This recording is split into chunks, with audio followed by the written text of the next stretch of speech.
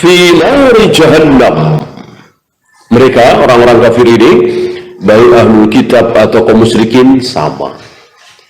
Yahudi, Nasrani, Buddha, Hindu, Konghucu, Sinto, apapun selain kaum muslimin, fi nari jahannam, akan berada di neraka jahannam. Sunnah bagi kita menyampaikan kalimat ini kepada orang-orang Yahudi, Nasrani, Majusi, Buddha, Hindu, Konghucu, agar apa? Agar ada rasa takut di dada mereka, yang dengan demikian ada harapan masuk Islam. Jangan disembunyikan bahwa non-muslim akan berada di jahannam, khalidina fiha, kekal selama-lamanya. Kalau kaum muslimin yang pelacur, kaum muslimin yang pezina, kaum muslimin penjudi, kaum muslimin koruptor, kaum muslimin pembunuh, kekal apa tidak di jahannam? Kekal apa tidak? Tidak. Tidak. Pada satu saat Allah akan ampuni dan Allah akan angkat dari jahannam ketika badannya sudah seperti arang, kalau dibakar setiap hari halus seperti arang, lalu dimasukkan ke dalam air yang oleh Nabi disebut sebagai Nahrul Hayat, sungai yang hidup. Maka hilanglah gosongnya itu, hitamnya itu, dan dimasukkan ke dalam surga. Tapi di dahinya ada tulisan Jahannamiyu. Kalau bahasa kita mungkin mantan penghuni Jahannam, ex penghuni Jahannam, ada tulisan itu. Tentu nggak enak, malu ya, ketemu dengan sesama ahlul jannah yang satu dari awal masuk surga tanpa lewat jahannam, yang ini ke jahannam dulu. Malu dia, tapi awal mula masuk surga tentu rasa malunya kalah oleh takjubnya, senangnya, lezatnya, nikmatnya hidangan-hidangan surga, bidadari surga. Ya, lama-lama ada rasa malu. Ya. Nah, setelah berapa lama hanya Allah yang tahu mereka malu, lalu mereka memohon kepada Allah supaya tulisan itu dihilangkan. Allah kabulkan permohonannya, Allah hilangkan tulisan itu, dan tidak ada rasa malu, dan Allah membuat yang lainnya juga lupa. Jadi nggak diingat-ingat. Ya. Dulu ada tulisannya tuh sebelah di datanya, dulu ada tulisannya nih. Ya. Sekarang aja nggak ada. Itu dunia begitu. Ya, walaupun sudah akrab, sudah baik, sudah saleh, kadang masih suka dibahas. Ya. Udah mau sholat mau baru 3 tahun ini. Ya.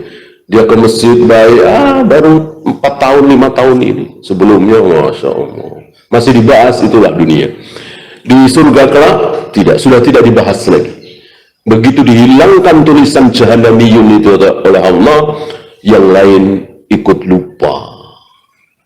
Maka tidak ada saling ledek, saling caci, saling maki, tidak ada. Kalimat-kalimat cacian, makian, hinaan, bahkan sindiran tidak ada. Yang ada salamun qawlan min rabbir rahim. Salam. Ya.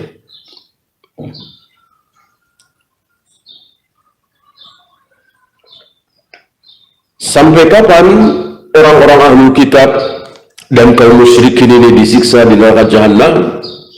Tidak ada batas waktu. Kalau saya bilang 1000 miliar tahun, abad lah, 1000 miliar abad, kayak apa itu lamanya? Seabad aja 100 tahun. Ini 1000 tahun, 1000 miliar. Ya. 1000 miliar abad, kayak apa itu? Ya. Si fulan disiksa oleh Allah 1000 miliar abad.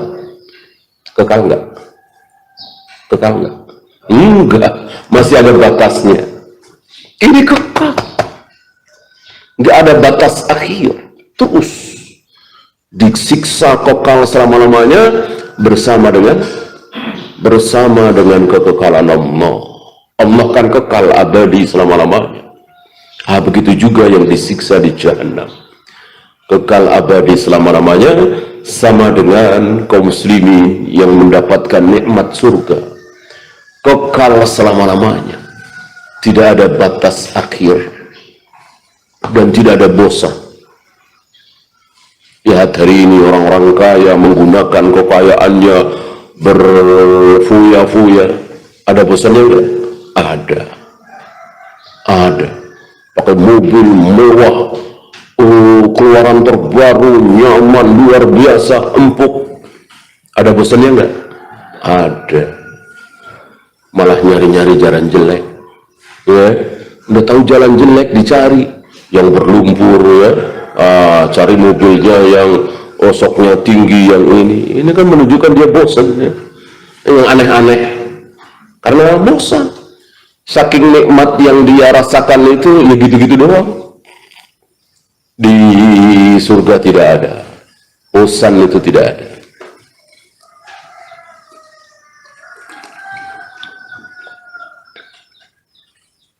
Bahkan waktu itu kita bahas ya, dia bersandar sambil ditemani bidadari surga, memakan hidangan cemilan-cemilan surga, sambil mendengarkan musik, bunyi-bunyian surga, luar biasa nikmatnya ya. Maka tidak berasa, saking tidak ada bosannya dia berada di situ berapa? 40 tahun ya. Karena kan nggak ada capek, nggak ada lelah, nggak ada ngantuk, nggak ada kerjaan, nggak ada tugas. Jadi betul-betul waktu itu dihabiskan untuk bersenang-senang. Itu kesenangan sekilas kan, dengerin musik, makan cemilan, ngobrol santai, itu kan kenikmatan sekilas. Tapi luar biasa, tidak ada bosannya. Wa fi dzalika falyatanafasil mutanafisun, kata Allah. Kalau kalian mau berlomba, ke situ berlomba.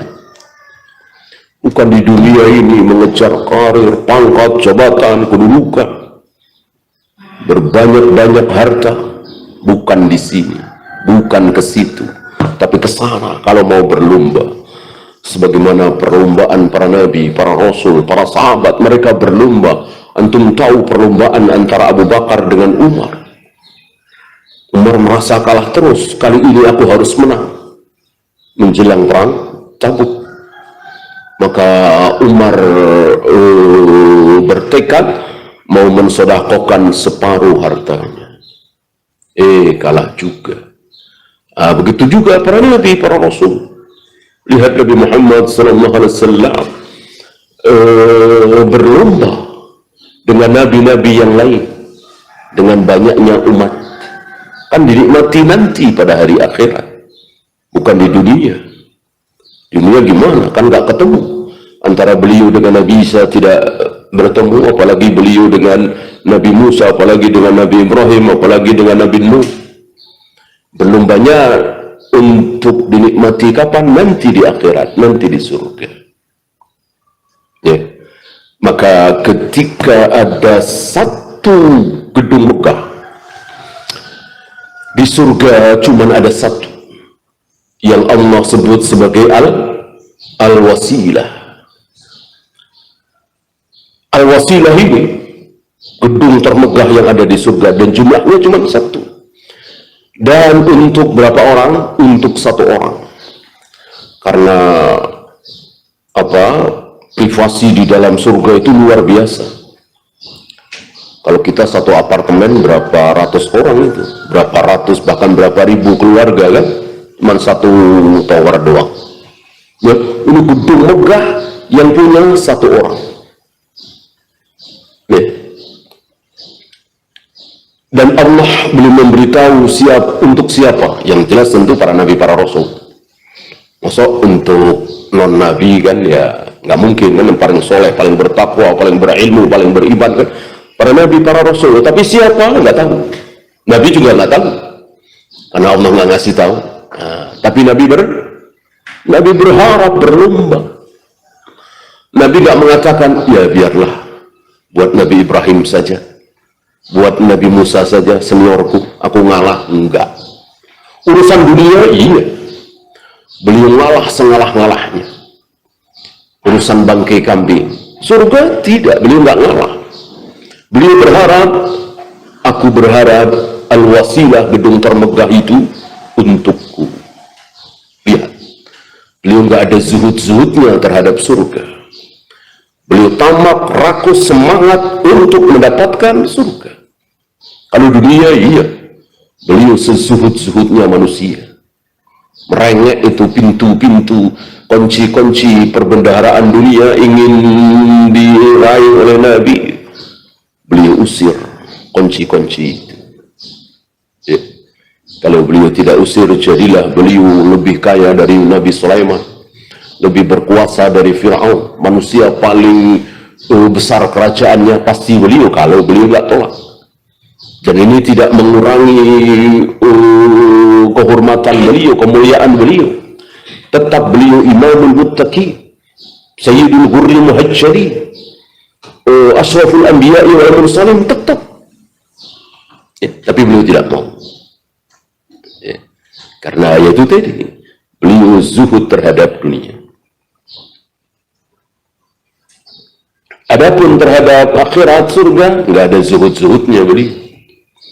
Maka beliau berharap al-wasilah itu untuk diri beliau pribadi.